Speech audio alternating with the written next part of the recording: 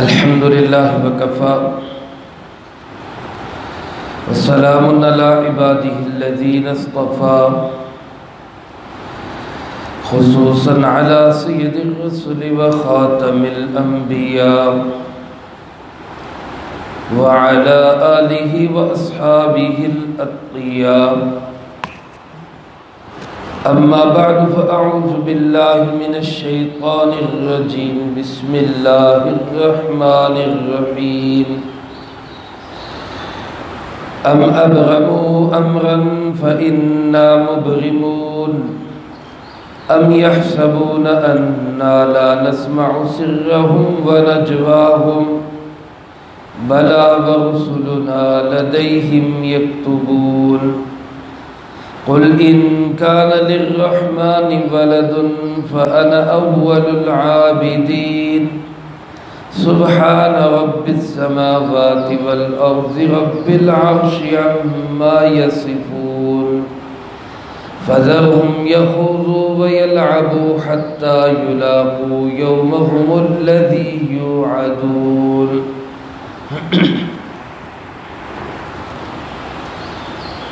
ام ابرموا امرا، کیا یہ کسی معاملے کا اٹل فیصلہ کر چکے؟ فإنا مبرمون، تو سن لیں یقیناً ہم بھی طے کر چکے ہیں. ام یحسبون انا لا نسمع سرهم ونجواهم، کیا یہ لوگ یہ سمجھتے ہیں کہ ہم نہیں سن رہے ان کی پوشیدہ باتوں کو اور ان کی سرگوشیوں کو؟ بلا، کیوں نہیں، وَرُسُلُنَا لَدَيْهِمْ يَكْتُبُونَ، ہمارے رسول یعنی فرشتے ان کے پاس ہیں جو ہر چیز لکھ رہے ہیں. قُلْ إِنْ كَانَ لِلرَّحْمَنِ وَلَدٌ، اے پاک پیغمبر صلی اللہ علیہ وسلم آپ فرما دیجئے کہ اگر اس اللہ رحمان کی کوئی اولاد ہوتی فَأَنَا أَوَّلُ الْعَابِدِينَ، تو یقیناً میں پہلا عبادت کرنے والا ہوتا. سبحان رب السماوات والارض، پاک ہے وہ اللہ جو آسمانوں کا بھی رب ہے، زمین کا بھی رب ہے. رب العرش، عرش علا کا بھی رب ہے، ان سب چیزوں سے جن کو یہ بیان کرتے ہیں. فَذَرْهُمْ يَخُوضُوا وَيَلْعَبُوا، پس آپ ان کو چھوڑ دیجئے، یہ انہی باتوں میں غور و خوض کرتے رہیں اور کھیلتے رہیں. حتیٰ یلاقوا، حتیٰ کہ یہ جا ملیں، یومہم الذی یوعدون، اپنے اس دن سے جس کا ان کے ساتھ وعدہ کیا گیا ہے.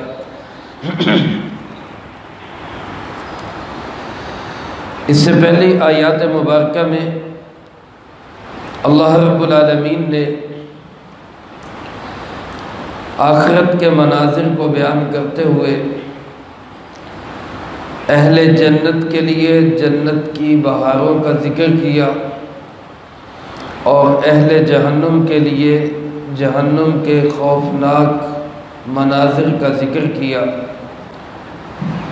مشرکین عرب جناب نبی پاک صلی اللہ علیہ وسلم کے مخالفین ان آیات مبارکہ کو سن کر بھی ان کی کسی بھی طبیعت میں کوئی اثر نہیں ہوتا، بلکہ جناب نبی پاک صلی اللہ علیہ وسلم کی مخالفت پر اور زیادہ تل جاتے.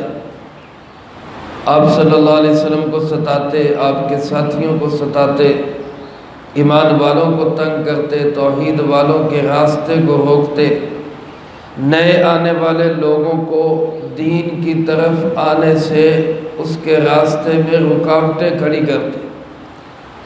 اللہ پاک ارشاد فرماتے ہیں کہ ان لوگوں نے کیا یہ بات طے کر لی ہے کہ انہوں نے دین کی مخالفت ہی کرنی؟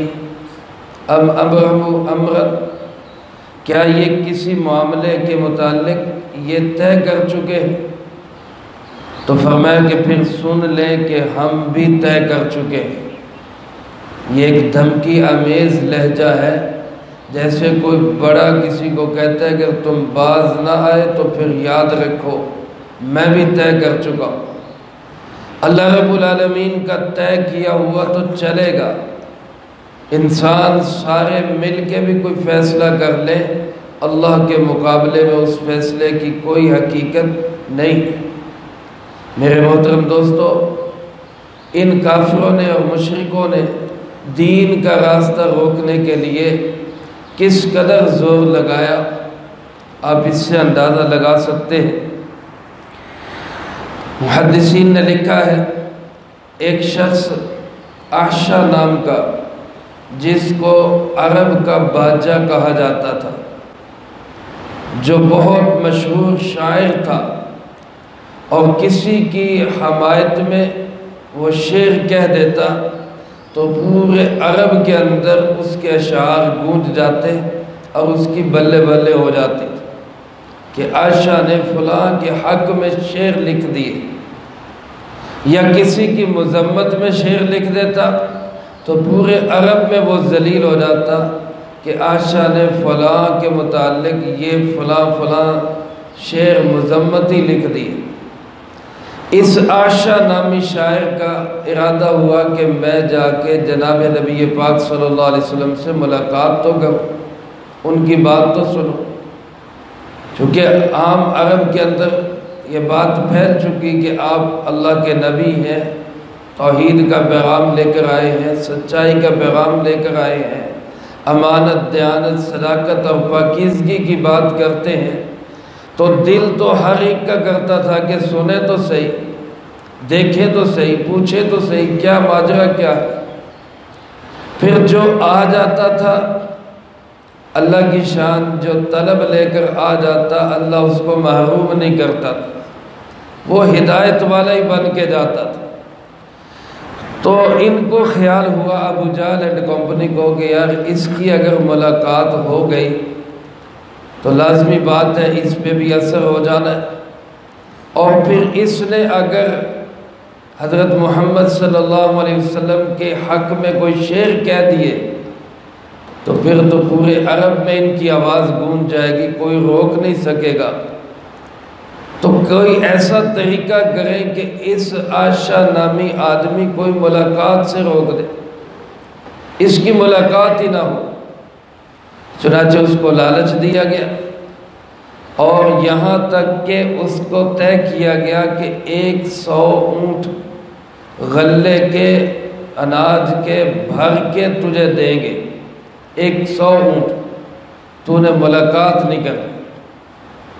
قسمت ماڑی، لالچ میں آ گیا، اور 100 اونٹ بمائے ساز و سامان خوراک کے لے کر یہ شخص واپس چلا گیا کہ ٹھیک ہے میں نہیں ملتا۔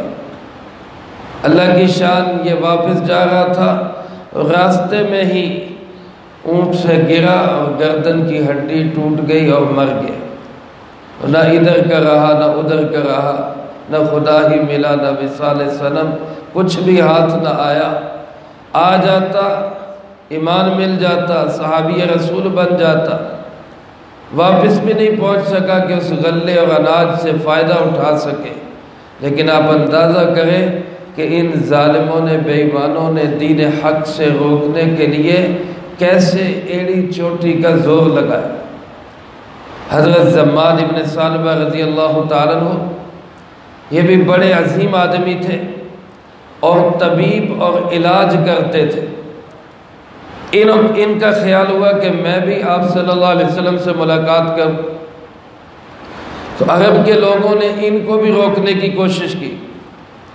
ان سے کہا گیا کہ وہ جو جس شخص کے پاس تو جانا چاہتا ہے وہ تو دیوانہ ہے، نعوذ باللہ من ذالک، دیوانہ ہے وہ تو اس زماد نے کہا کوئی بات نہیں، اگر وہ دیوانہ ہے تو میں دیوانوں کا علاج کر لیتا ہوں، میں اس کا علاج کر لوں گا۔ کسی نے کہا نہیں نہیں، اس پہ تو جن بھوت کا اثر ہے، العیاذ باللہ۔ تو یہ زماد کہنے لگا اسی بھی کوئی بات نہیں، کوئی جن بھوت ہوا تو میں اس کا بھی علاج جانتا ہوں، میں اس کو بھی قابو کر لوں گا۔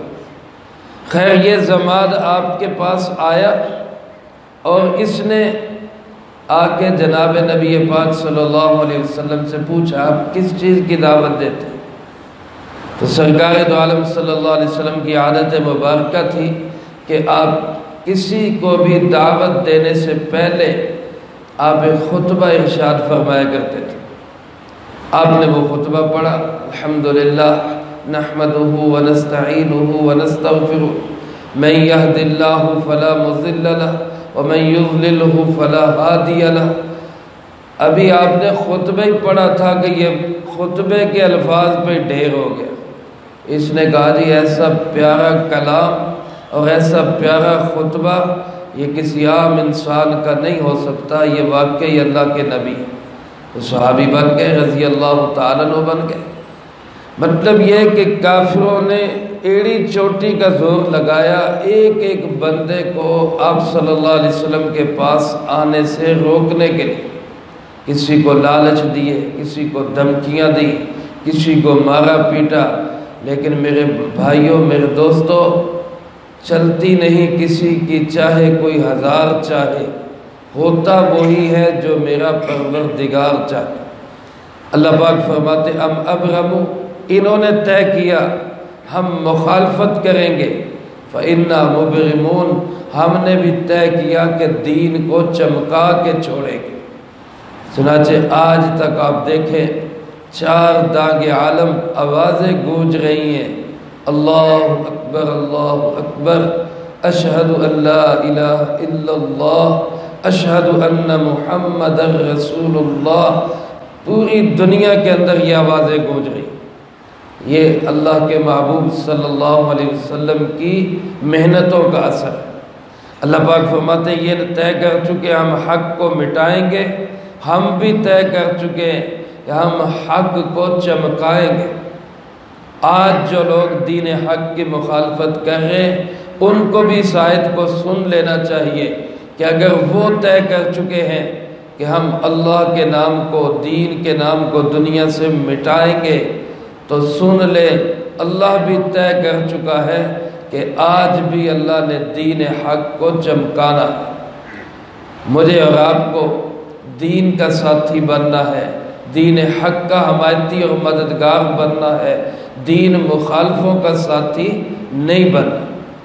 اللہ پاک ارشاد فرماتے ہیں ام یحسبون، یہ کیا سمجھتے ہیں کہ انا لا نسمع سرهم ونجواهم، یہ جو پوشیدہ باتیں کرتے ہیں، منصوبے بناتے ہیں، راتوں کو اٹھ اٹھ کے اسلام کے خلاف میٹنگیں کرتے ہیں، اور یہ لوگ جو سرگوشیاں کرتے ہیں، کانوں میں باتیں کرتے ہیں، کیا یہ سمجھتے ہیں کہ ہم سنتے نہیں ہیں؟ کیا ان کا خیال یہ ہے کہ ہمیں پتہ نہیں چلتا؟ فرمایا غلط ہے، بلا یقیناً ہم سنتے ہیں، جانتے ہیں، وَرُسُلُنَا لَدَيْهِمْ يَكْتُبُونَ، بلکہ ہمارے رسول یعنی فرشتے وہ ان کے پاس ہوتے ہیں جو ہر بات لکھ رہے ہوتے ہیں، ہر چیز لکھی جا رہی ہے۔ آج اگر کوئی دین کا مخالف ذرا سی حرکت کرتا ہے، دین کے خلاف کوئی سازش کرتا ہے، کوئی سرگوشی کرتا ہے، کوئی منصوبہ بناتا ہے، تو اللہ اس کو بھی جانتے ہیں اور فرشتے لکھ رہے۔ اور اگر کوئی دین کی حمایت کی بات کرتا ہے، دین کی سربلندی کی بات کرتا ہے، دین کی عظمت کی بات کرتا ہے، اللہ رسول صلی اللہ علیہ وسلم کی محبت کی بات کرتا ہے، تو اللہ اس کو بھی جانتے ہیں اور فرشتے اس کو بھی لکھ رہے ہیں۔ فرمایا میرے محبوب صلی اللہ علیہ وسلم یہ لوگ کہتے ہیں کہ فلاں کو اللہ نے بیٹا بنا لیا، فلاں کو بیٹی بنا لیا، فلاں کو اولاد بنا لیا، آپ ان کو اپنا عقیدہ بتا دیں، صحیح عقیدہ بتا دیں۔ آپ فرمائیں ان کان للرحمن ولد، اگر رحمان کی کوئی اولاد ہوتی تو انا اول العابدین، میں عبادت کرنے والوں میں سے سب سے پہلا ہوتا۔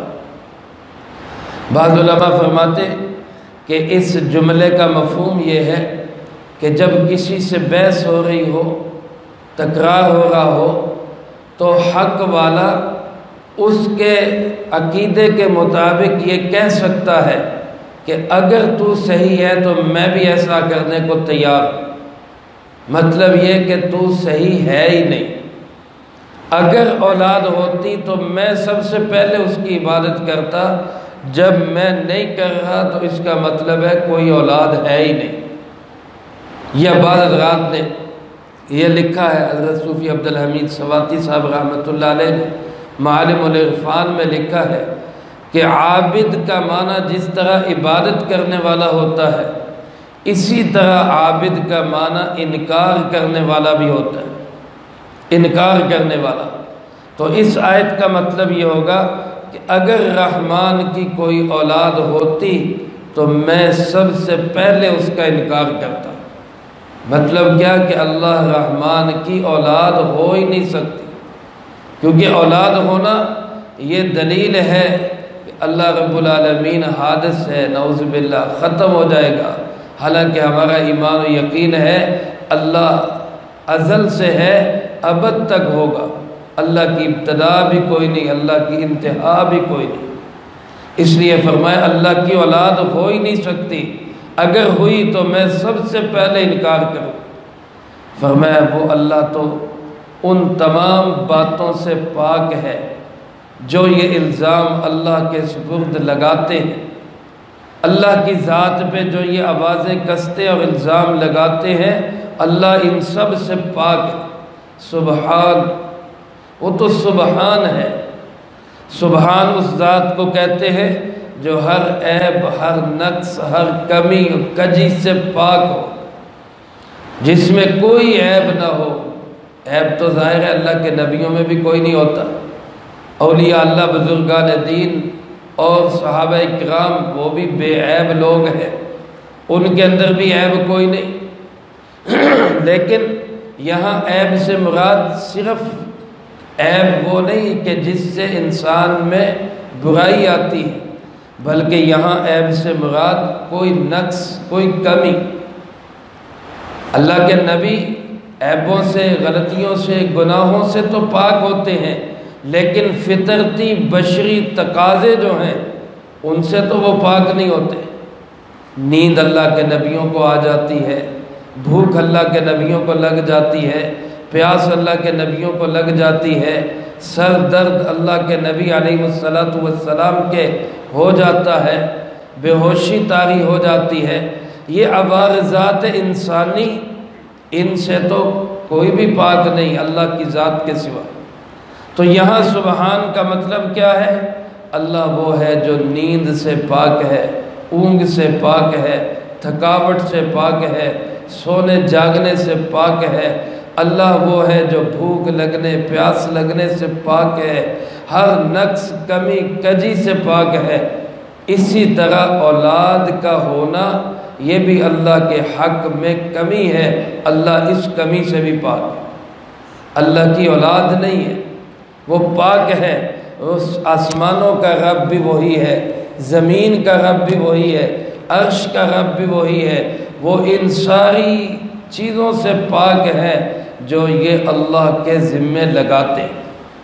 اللہ کے متعلق جیسی یہ کمزور باتیں کرتے ہیں، اللہ ان سب سے پاک ہے۔ پھر اللہ پاک نے اپنے محبوب صلی اللہ علیہ وسلم کو ہدایت دی کہ آپ نے ان سے الجھنا نہیں، آپ نے ان سے ٹکرانا نہیں، آپ نے ان سے بحث و مباحثے میں نہیں پڑھنا، قیل و قال میں نہیں پڑھنا۔ آپ اپنی دعوت دیتے جائیں اور اپنا کام کرتے جائیں۔ جو مخالفت کرتا ہے فذرہم، آپ ان کو چھوڑ دیں، اگنور کریں، ان کو نظر انداز کر دیں، پرواہ نہ کریں ان کی۔ یخوضوا ویلعبوا، یہ انہی فضول باتوں میں لگے رہیں، کھیلتے رہیں، تماشوں میں لگے رہیں۔ یہ کہاں تک جائیں گے؟ کہاں تک جئیں گے؟ کہاں تک یہ مخالفت کریں گے؟ حتیٰ یلاقوا یومہم، حتیٰ کہ یہ اپنے اس دن سے جا ملیں گے جس دن کا ان سے وعدہ کیا گیا، یعنی آخرت کا دن آئے گا، انصاف کا دن آئے گا، دودھ کا دودھ اور پانی کا پانی ہونے کا دن آئے گا۔ اس دن کا مالک کون ہوگا؟ اللہ رب العالمین ہو، مالک یوم الدین، روز جزا کا مالک۔ یہ کہاں تک جائیں گے؟ آخر ایک نہ ایک دن ان کو اللہ کے سامنے کھڑے ہونا ہی ہے۔ تو لہذا آپ ان کو چھوڑیں، آپ سزا کی فکر میں نہ پڑیں، آپ اپنا کام کرتے رہیں، باقی یہ جانے اور اللہ جانے۔ میرے بھائیوں، آج بھی دین کے مخالفین کی مخالفت کا طریقہ یہی ہے کہ ہم اپنا کام کرتے رہیں، دعوت میں لگے رہیں، اللہ کی طرف لوگوں کو بلاتے رہیں، قرآن و سنت کا پیغام لوگوں تک پہنچاتے رہیں۔ کوئی اس کی حمایت کرے تو تب بھی ٹھیک ہے، کوئی اس کی مخالفت کرے، ہم اس سے الجھیں گے نہیں، ٹکرائیں گے نہیں، بلکہ ہم اپنا کام کرتے جائیں گے۔ اللہ مجھے آپ کو سب کو ان ہدایات کی پہ عمل کی توفیق نصیب فرمائے، اور قرآن و سنت کے تمام عقائد کو دل و جان سے تسلیم کرنے، اپنانے اور دوسروں تک پہنچانے کی توفیق عطا فرمائے۔ جو کہا سنا اس کو زندگی میں لا کے دوسروں تک پہنچانے کی توفیق عطا فرمائے۔ آج یکم محرم الحرام ہے، سب حضرات کو اللہ پاک کرے کہ یہ نیا سال خوشیوں والا، برکتوں والا ہو، اور امت مسلمہ کی نشأت ثانیہ کا یہ سال ہو۔ یہ نئے سال کے پہلے دن یکم محرم الحرام کو حضرت سیدنا عمر فاروق رضی اللہ تعالیٰ عنہ کی شہادت کا دن ہے۔ تمام حضرات بالخصوص ان کے ایصال ثواب کے لیے قرآن کریم کا کوئی حصہ پڑھ لیں، اس کے بعد انشاءاللہ دعا کرتے ہیں۔ بسم اللہ۔